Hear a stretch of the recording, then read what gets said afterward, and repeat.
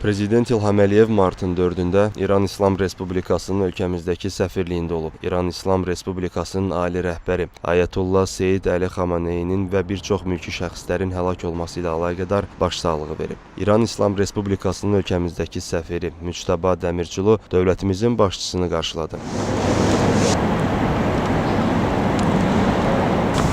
Azərbaycan Prezidenti matəm kitabına ürək sözlərini yazdı.